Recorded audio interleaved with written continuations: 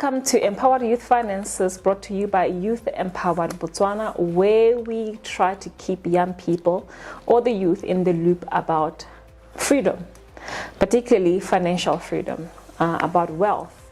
And today we're actually looking at land as wealth. I am not alone. I have invited Dr. Boga Manatsha from the University of Botswana to help us understand what it means, land as wealth, but particularly looking at the area of law. For you to use an instrument, you need to understand the legalities of it, or the legalities around it.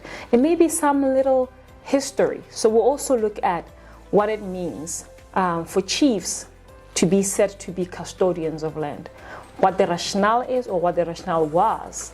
We'll then look at the implications of the different laws, land laws that we have. And to do all of that, because I'm no expert, I am with Dr. Manatsha, and he will introduce himself. Just give a background of who you are. So over to you. No, thank you so much. I do appreciate the invitation to come and share with the youth of Botswana and the public in general. My name is Boga Manatsha.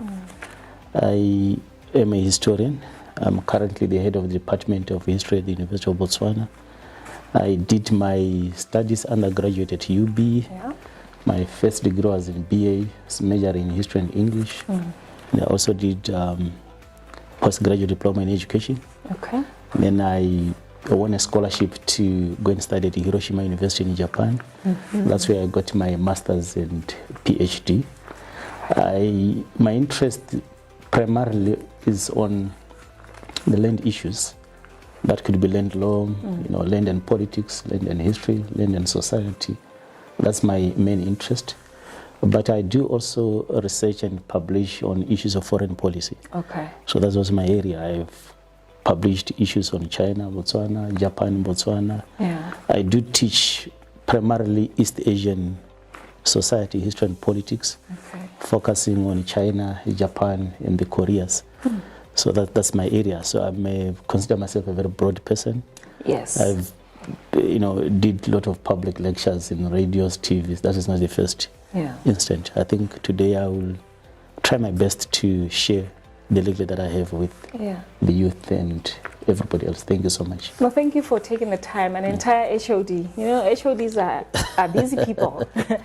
So the fact that you took time on a Saturday afternoon, for that matter, to join us to have this conversation, we appreciate it. Yeah, I do appreciate it also. Yeah, thank you so much. Okay, so knowing what you know and what you've experienced in reading, in living in Botswana, and I just understand the context of land, or the land question.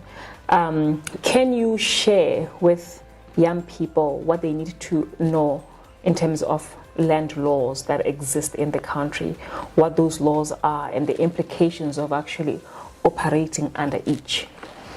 Yeah, I think let me start by saying that quite often we hear people who have been scammed over their land rights. Yeah. People, there's that quest from the youth to have access to land. Yes. And some of them, even after acquiring the land, we know people sell their land. It is happening. It's not only the youth, even the elders. Yes, we're broke. So, but yes, we are broke. But let me explain that we have three categories of land in the country. Okay. So we have what you call the tribal land, normally called customary land, tribal land, customary land. And then we do have state land. I will explain each one of those. Okay. And then we have freehold land, tenure system. Okay. It's a kind of tenure system that we do have. Yeah. To start with tribal land, you know very well that before colonization in the country, that is before the arrival of the English and the Europeans in general, our chiefs were in control of what we call our land. I mean, they were in control of the land. Okay. So that land, access to land was almost given.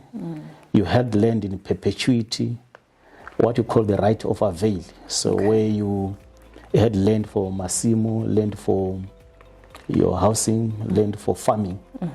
That land was given mainly to family heads. In most cases, family heads were men. Yes. But not that women were excluded, so everyone else had that opportunity to get land.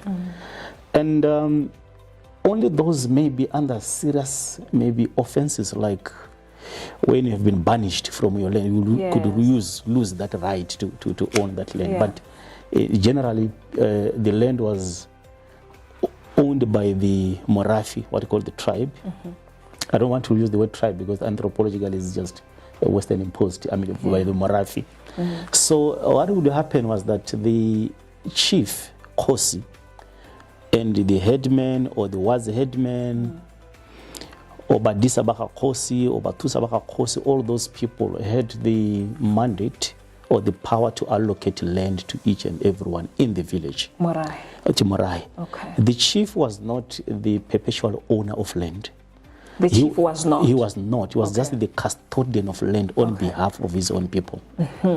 So I think when the Europeans came, they conflated or they misunderstood the power of the chief, sometimes deliberately to suit their own interest. Yes. But the chief was not really the sole owner. Okay. He was holding the land on behalf of the Marafi. So how about the Khosi Gabato in a way also becomes... Yes, the chief could not rule without the people. Okay. That's why even in the past, when the chief was passing draconian laws, very stringent laws, people could depose him. People could kill him, or his firstborn son or whoever can just secede and go and find another village. Okay. That's why the Khosi was actually had to listen to the people. Yes. So then the issues of land, when the colonialists came, now they introduced the three type of system that I'm talking about. So the tribal? The tribal was there, but they called it native land. Okay. Where now they left the chiefs to be in control of the same land that they found the chiefs in control. Okay. So, and then because of the indirect rule by the British, the chiefs were allocating land the way they've been doing, managing their own affairs. Then they introduced what the freehold land. I'll talk about the freehold land. Okay. And then they introduced what you call the state. The land which was owned by the queen.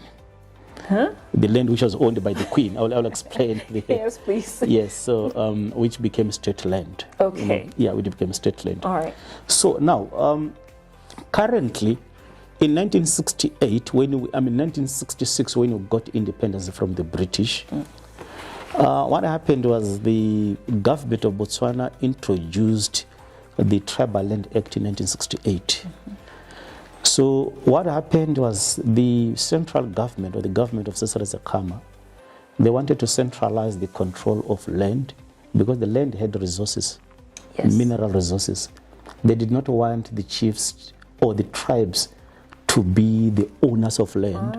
So in terms of redistribution of wealth and developing the country, which was so poor, there was therefore a need to make sure that you centralize land. So you centralize wealth. Basically. You centralize wealth, basically. Yeah. So hence the Tribal Land Act becoming one of the key instruments, what was called the principal law. It was called the principal law in 1968. And then effectively it meant that the chiefs were removed somehow from managing and administering land. Yes, so the chiefs were removed from managing land because the Tribal Land Act of 1968 introduced the land boards. The land boards were introduced in 1970 and started functioning in 1973. Okay. Which effectively, if you look at Section 13 of the 1968 Act, it effectively removed the chiefs from administering tribal land, giving that mandate to the land boards. Okay. Yes, so that's what basically happened. Yeah. And then by then, the chiefs were not totally removed. They remained as some ex-official members of the land boards from 1973 to 1984.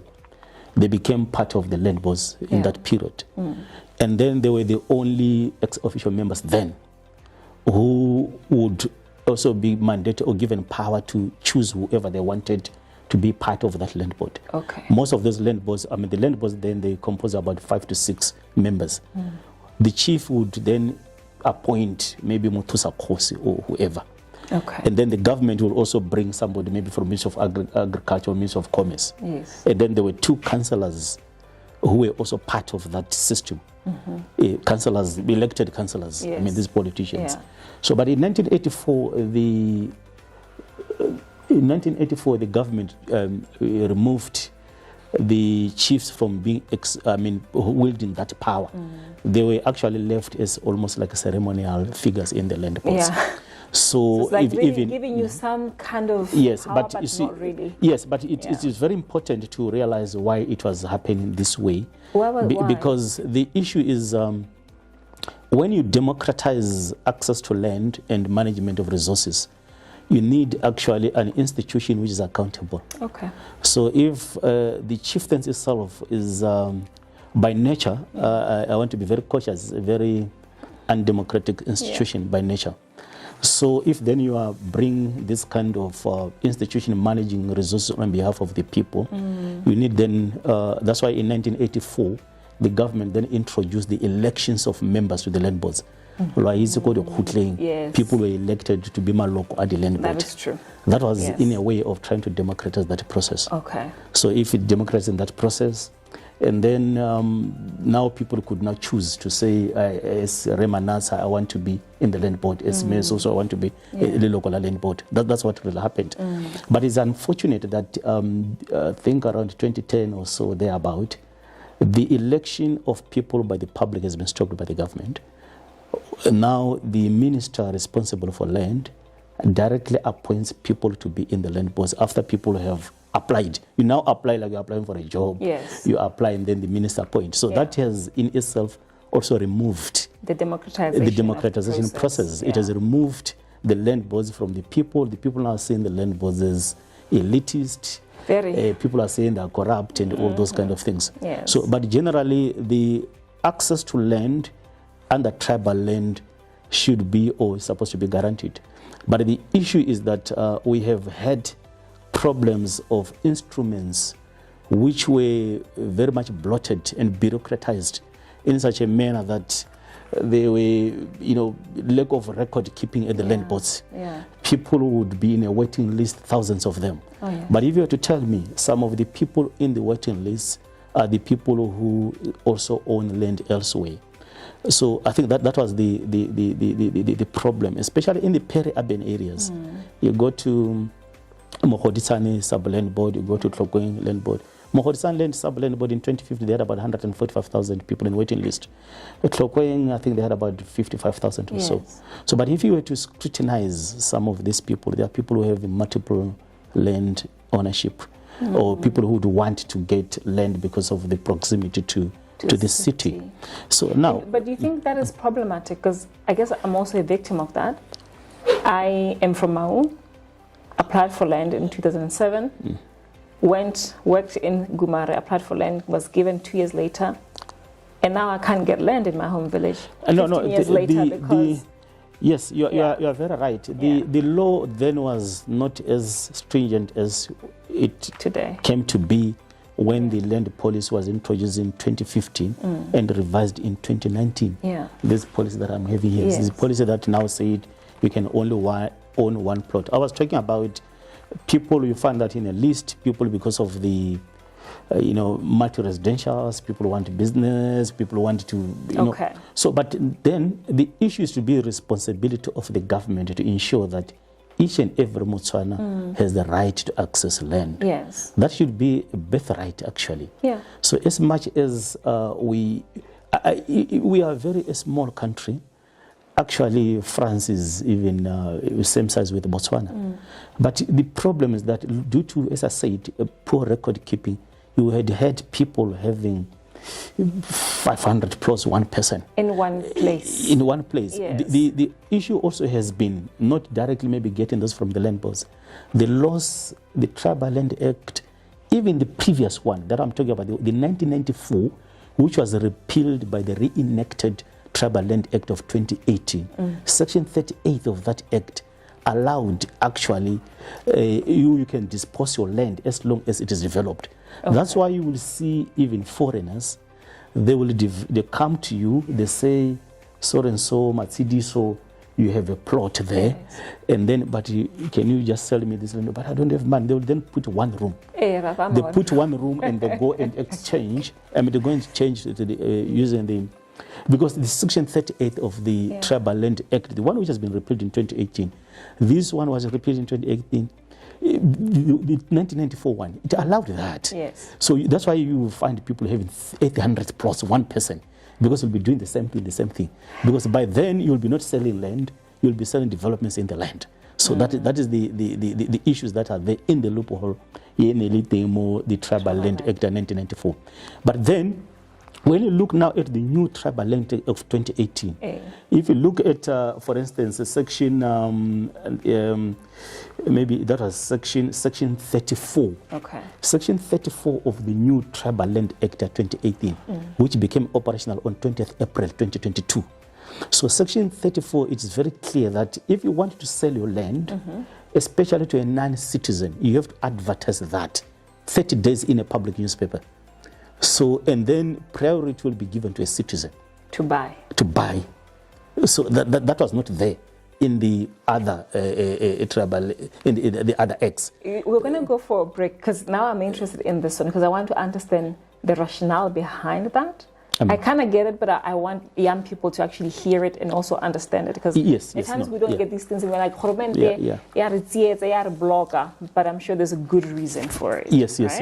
So we'll be right back.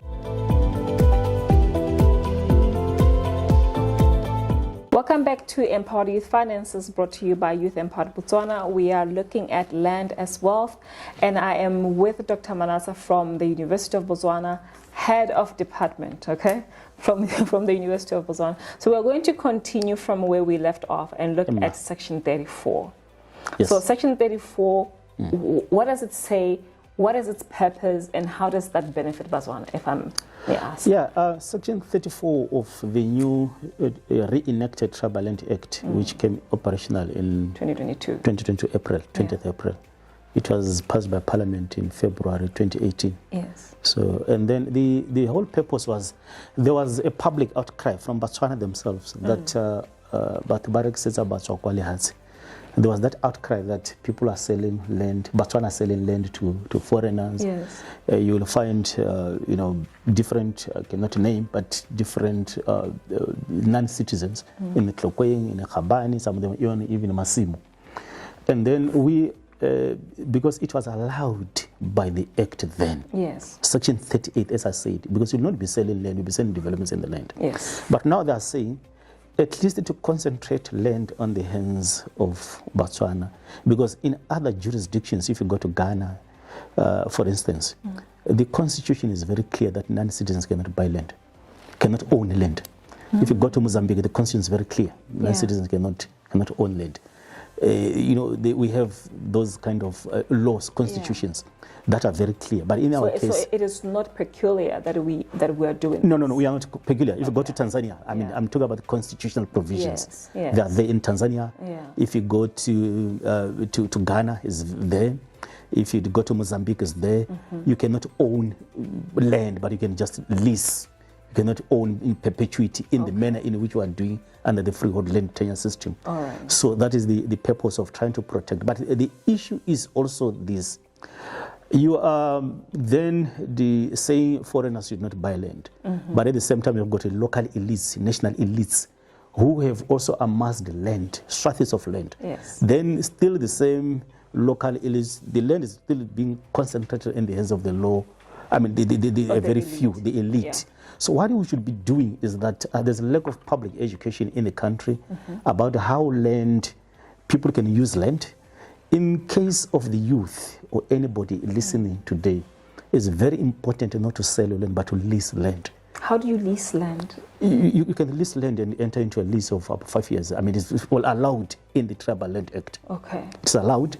Instead of you selling your whole 15 hectares to whoever, to Mr. Boga or to whoever, why don't you just enter into a lease agreement to say you are going to use my land for 20 years to produce what you produce, and then the land reverts to me.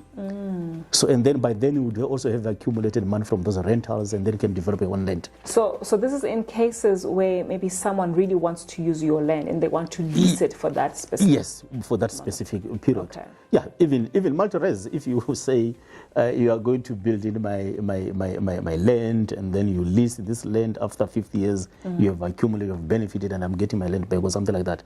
But what I'm trying to emphasize is that there is no point for people to dispossessing themselves of land in perpetuity when there's that provision that they can lease the land. So, and then as it happens, I mean, in other countries, the issue of advertising so that a Botswana who is interested is also found in the Malawi Land Act. Okay. It's there. It's not, we are not peculiar. The Malawi Land Act also allows that. All so right. we are not a very peculiar. We are actually very lenient when it comes to how even non-citizens access land, or in our land laws, we are very lenient. There are a lot of loopholes. Yeah. Even in the current Tribal Land Act, you know, the Deeds Registry Act, I mean, the Customary Land Grant, Section 33 says now you can register a customary land grant with the Deed Registry Office. Yes. But you see, the complications about that is this.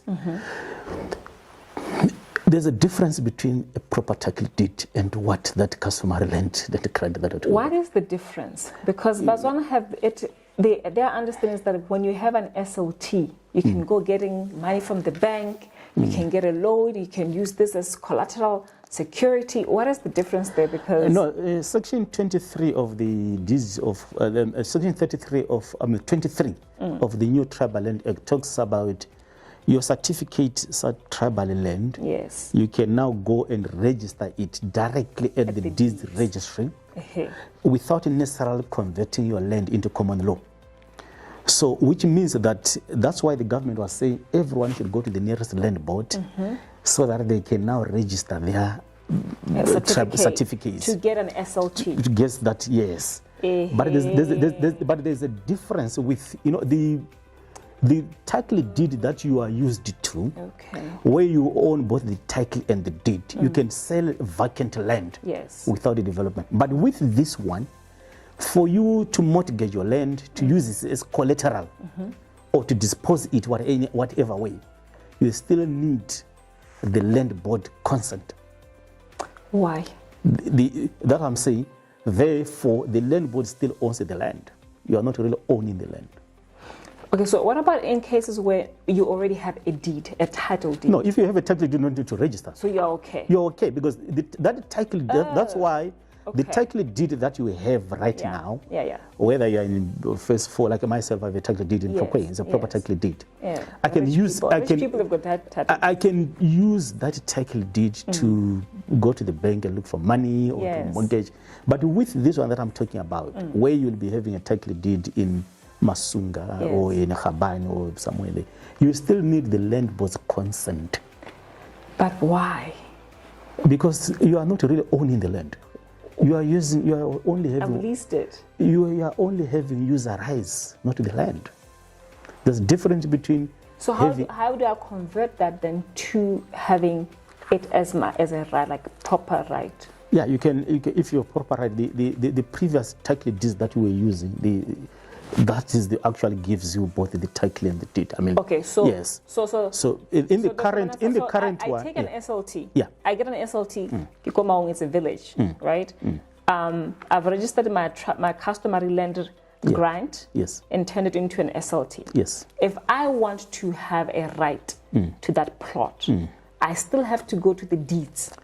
In my understanding, that would be the only way to do, because the banks now will not allow, I don't think they will allow these, they will, if they allow, there will be too much reservation. Simply because what I'm trying to say is that a title deed, if you have to go and mortgage your land, and then go to the land, I mean the bank, whatever bank, and then you still need consent of the land board to do that. Then you don't own. That's what I'm saying.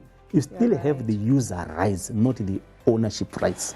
So these are the issues that I think we need to be very clear about. We need to be ventilate them. Yes. But because the title deed that I have, I do not need any consent because I have that the ownership right. But also, let me also explain this. People are also very much, they always say, I have a title deed, the government cannot touch my land. I have a title deed, the government. There is no land in the country that the government cannot touch. No? Nothing. There's no land that the government cannot touch. So then what do you own if the government can come and touch your land and you have a title deed? Yes, because you see, if you look at Section 8 of the Constitution of the Republic of Botswana, okay, it is very clear that the government has the right to repossess land for public good. Okay? Okay. Yeah, I think is also section, I think it's 11 of the, if it is, that one, Constitution, Section 8 of the Constitution is all land, whether freehold land, even pakalan or rurals, whatever. If the government find diamonds there, they will go. There are provisions how the government and why the government should take that land in Section 8 of the Constitution. I'll give you a very clear example. When Block 5 was established by the government, that was a freehold land owned by a private individual. What is freehold actually? I'll come to freehold. Okay. So then the government itself then is empowered by Section 8 of the Constitution. It also empowers by the Acquisition Property Act of 1985. And then it can go to court to say that we need this land for this particular purpose. If it can demonstrate that the land is for public good, public interest, it will do that. Oh, wow. And it has done that in many cases. Yeah. Yes, one of them is land settlement, one of them is security issues, one of them is mineral issues. So they will do that. Yeah. So, and then that was the whole issue about the Tribal Land Act. Let me now explain what was Crown Land. Crown Land. Crown Land, yes. You know, when our three chiefs went to England in 1895, and I always hear the youth say, they went. They went. Did they really go? Yeah, they went they stayed for 3 months. Yes. The issue there was give Cecily John Rose a small portion of land if you don't want to give him the whole country. Okay? So Cecily John Rose then was given this trip to construct his railway line, which arrived in France in March 1897. So then what happened was that the chiefs then who went there, they were asked then to make sure that the demarcation of their reserves, my reserve, Esengwatu reserves, then there's Tawana reserve there, it's Katla reserve there, what do you call now? District actually. Yes. Yeah. So, and then the land which was said to be not owned by these Meravi or these chiefs remained almost like vacant. It became crown land owned by the Queen of England. It became vacant, like Wanata, those are crown lands. Yes. So those are crown lands which remained very vacant. Like Bochobe, you know, they became, you know. So in 1966, when the government took power, the first instrument was the State Land Act in 1966, which then converted the crown land into state land. Okay.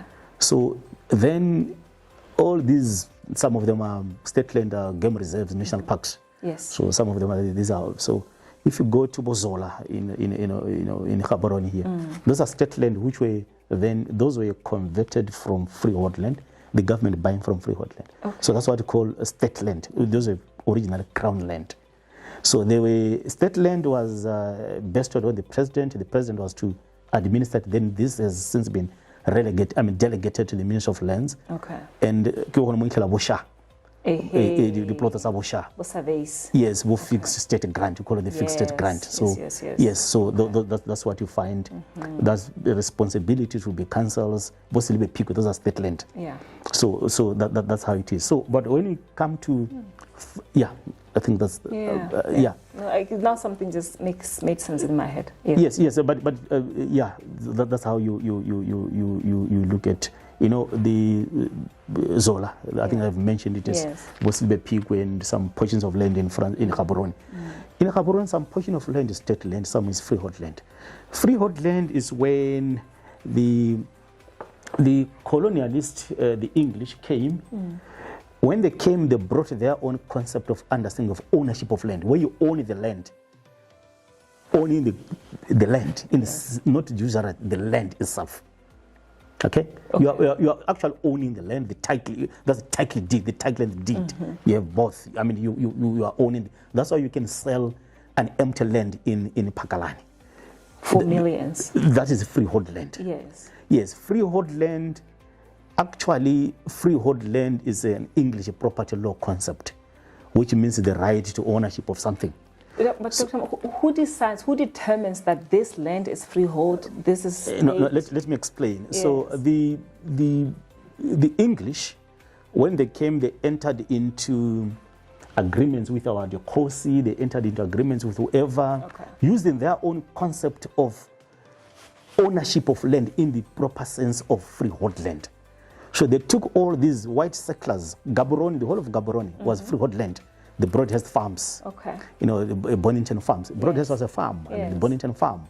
If you look at the village camp, those were freehold land based on the concept of the English property law concept. So then any other land which was not freehold became native land, tribal land, and then became crown land. So then in 1893, the colonial government, the High Commissioner based in South Africa in the Cape Colony, they said any European cannot be allowed to own land unless they regularize. There was the 1893 Concessions Commission, which then regularized the ownership of land by these whites. Now they were owning land using the concept of the Western, the English concept, not the African concept. Okay? Yeah. So, and then when this Tati company, so there's a freehold land. Yes. But the land on the current dispute, which was the Bali, then there's a freehold land. The whole Game City freehold land, British farm freehold land. So and that's how the Tuli block. The Tuli block. Those are the Ganze farms. Those are freehold land ownership. I mean, kind of ownership. So the difference is that freehold lands, you hold land in perpetuity.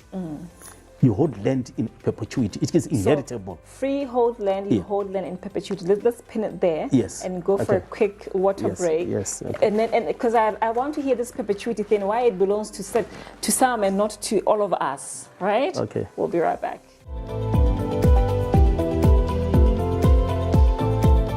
Welcome back to Empowered Youth Finances, brought to you by Youth Empowered Botswana. I am with Dr. Manatsha, and we're looking at land as wealth.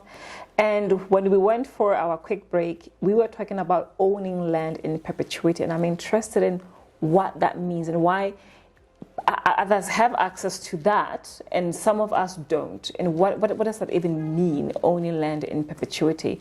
And you're in the, Yes, I was saying that the freehold land tenure system is a foreign concept. Yes. Which means, it is not even a Roman Dutch law concept which defined it. It was an English property law concept, which you are owning something. And then, as I said, the English, most of the freehold land were the land that was owned by the white settlers. Yes. These white settlers at 1893 have that concession. Then they owned the land. But over the years, the government has been buying freehold land, converting into tribal and state land. The government will, for instance, the Tati company land in Francistown. Yes. The government will buy that land for the villagers in the Northeast District who are land starved. Yes. They will buy that land and then convert it into tribal land to be administered by the Tati Land Board. So, okay, in my understanding, freehold land seems to be valuable, or at least valued more than tribal land. Yes, of course. So what is the rationale of taking something that's valued at a high price and devaluing it into something that's into a regime of a lower value? Yeah, but because you see, when you talk about land ownership in terms of grass, communal land, grazing pastures, those are communal owned. So you need a mechanism that will be managing what the land board, the Tati Land Board, or any land board will be managing tribal land. So then, it will be managing tribal land. So and then as you say, the freehold land mostly is a privileged few. Yes. Because you can use it, empty plot. You can use an empty plot as a collateral in bank. Yes. But you cannot use empty plot under tribal land as collateral because it is not allowed. Because the Tribal Land Act is very clear that you cannot sell land. You can only sell developments in the land. Yes. Because you don't own the land. You own only user rights to the land. You do not own the land. No, you don't. Tribal land, you don't own the land. You don't own the land. No, you are having user rights to that land. So now to empower your land to get to a position where You have to develop it. you have to develop it. You have to develop the land. And then if you want to own it, Yes. you have to title deed it. You have to tackle it. But even with the title deed, the government can still touch your land The government can touch any land in the country. for whatever reasons No, stipulated in the Constitution. no, not for the reasons, for the conditions stipulated in Section 8 of the Constitution. One of them is land settlement, one of them is mineral resources, one of them is National collateral, security. one of them issues of health, whatever it is. Yes. And then, as I said, the Acquisition of Property Act of 1985. Also, it had happened when the government almost, it is not even compelled to compensate. It can compensate reasonable compensation. There are conditions there in the Constitution. So, Speaking of compensation, so it means, this is what it means. It means the land that government bought at market value, I guess, market price, from freeholders, and then turning it into tribal land and giving it to you at zero pula. When they come back now and need it for whatever reason, as stipulated, if it is freehold, they will pay a higher amount. yes. If it is tribal, they will look for reasonable No, price. in both cases, they can look for reasonable. If I'm saying, if the government can demonstrate the public interest, the public good, they can then reach a compromise. And in most cases, they've paid. Yeah. But to some extent, the government can do that without paying. But what has happened now? The new Tribal Land Act has said that any land that is going to be repossessed, even if it's tribal, the government should or must pay at market rate. That's what is there in the new. In the new. Yes, whether Botswana know it or not, I don't know. But what I'm saying, you have the right actually to demand the market rate, your valuer, and etc., etc. Remember, in the repealed Tribal Land Act, Section 33 AB, it was very clear that the government can just give reasonable, compensation. Yes. And they can also give you another land if it is there. Yeah. But now they say, no, they will have to use market rate. That was what is in the new Tribal Land Act. And I guess that is also a good step toward recognizing the wealth in land, whether it's tribal, whether it's freehold, but particularly for tribal land. Because if I have put a structure on my land, and then before it could have just gone at 30,000, and now I have a house and it can be 600,000, it means government will consider the 600,000. No, the government will because for now, the government used to pay for the developments in the land. Okay. Okay? Okay. That was well given. Yeah. That's why somebody will be crying that I have got Masimwa 15 hectares. I only get 5,000 pula from the Moshupa Land Board or somewhere there. Yeah. It's simply because the government would just count those poles and karate uling. That's what used to be paid for, not really the land. Oh, wow. So Okay. then yes. Okay. But I want to emphasize that where you have issues of demolitions, it is because people would have maybe developed illegally in those structures. If you develop illegal in those structures, I think it's Section 39 or so of the previous act, and also it is in this new act also, that there are instances where the government will be forced to demolish. But also the demolition is borne by the fact that it takes so many years for people to be allocated land. Yes. And the other issue that also causes this is that people still believe that the chiefs can give them land. The chiefs have no power whatsoever to allocate any land. I've heard people in adjacent areas, in the peri-urban areas, in the Mahodisan area, that no, kibele ke khosi, kibele ke ma. So then they start, yes, yeah, not but anymore. any land that can be recognized is before 1970. Yeah. So that's when that will be recognized. But for now, if you say without a certificate, that is illegal. And people should really desist from doing that, because whether we like our mahosi or bakabalmoti, as slow as the law says this, then you have no leg to stand on. And then you will have even to lose. In the 1990s, the Cabo Commission, I think you have the Cabo Commission in the 1990s, yes, where many people had to develop lands, and then luckily most of them were asked to pay compensation. Some of them who had paid and without developing, they lost everything. Yeah. So, but it's because of these instances where people still believe that the chiefs can allocate land. But I do understand that even in the constitutional review, which was going on in the country, people still wanted the chiefs to be back into the land boards, because they are fed up with what they see as mismanagement, corruption in the land boards. Yeah. But still, to me, going back to the chiefs is not really a solution. It's not an ideal solution. What you need to do is to properly democratize the land boards. Okay. Capacitate the land boards, democratize them, put people who are really supposed to be there, so that they can do what they are supposed to be doing. Okay. So I think, to me, that is the best approach, not going back to... The chiefs will always play a very key role, more especially that if you look at some of the cases where Botswana, and what. So there are always those issues that the chieftains or Bohosi or the elders the land boards will also rely on them. Play a huge role. Yes. Okay. Emma. Before we wrap it up, and we'll come back for the wrap up, I'd like us to really look into, in closing, I'll give you a chance to really stipulate what democratizing the process via land allocation looks like, and then wrap it up with, now to the young people, in the value that they need to extract from land, whatever land that they have, particularly with tribal land, what information they need to equip themselves with, and use that information to empower themselves in using the land that their parents have, the land that they will get allocated to, and then any other advice that you can give to the young people. So we'll be right back.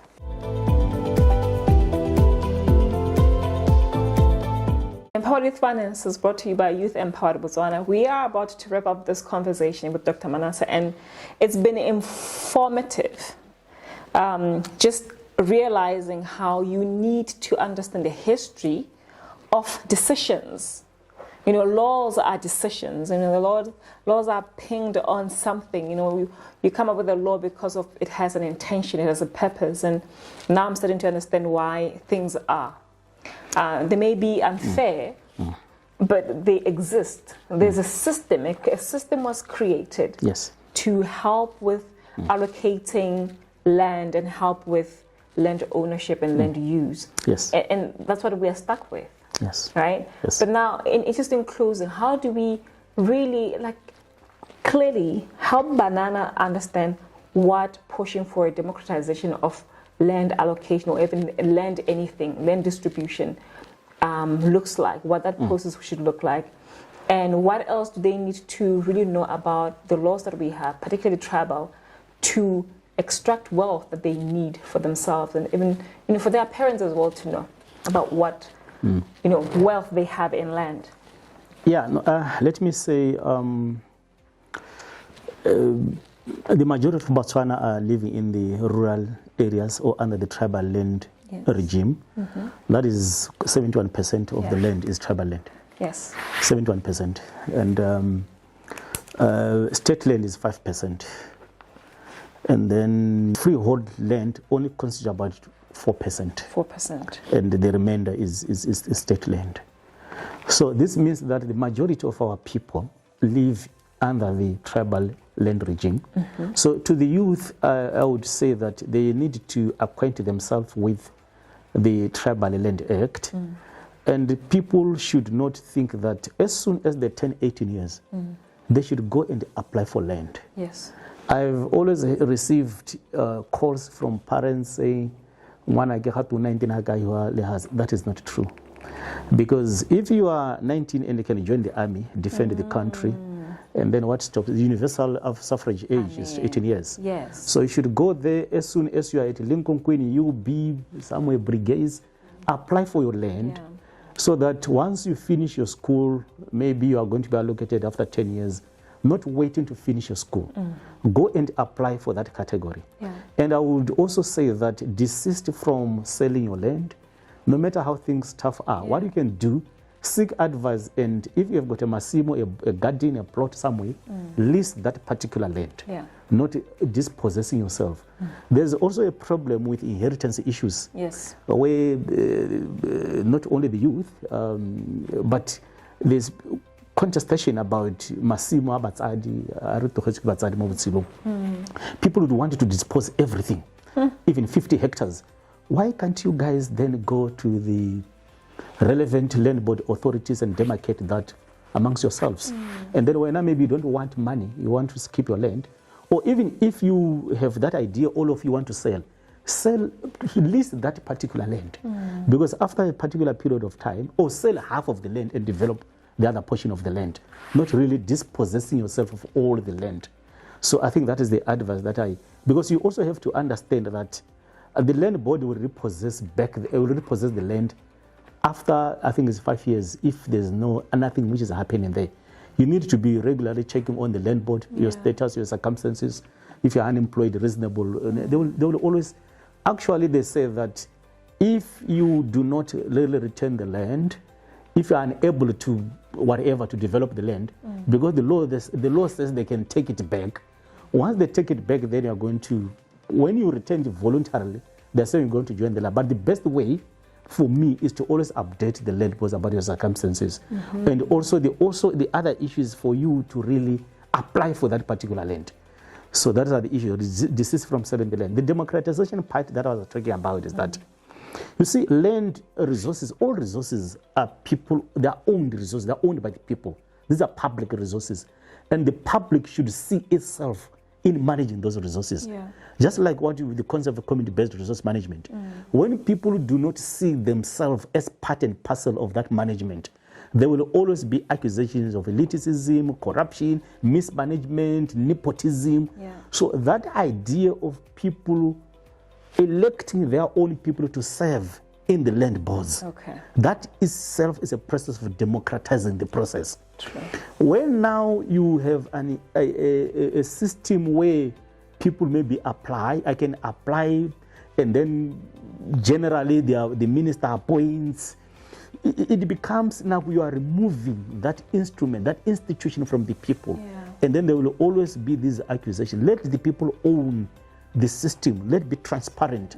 In that way you will have, and also the appointment of the secretary of the land board. You find that these are done by the ministers. So there are always issues about the involvement of the ministers who are politicians in the management of such resources.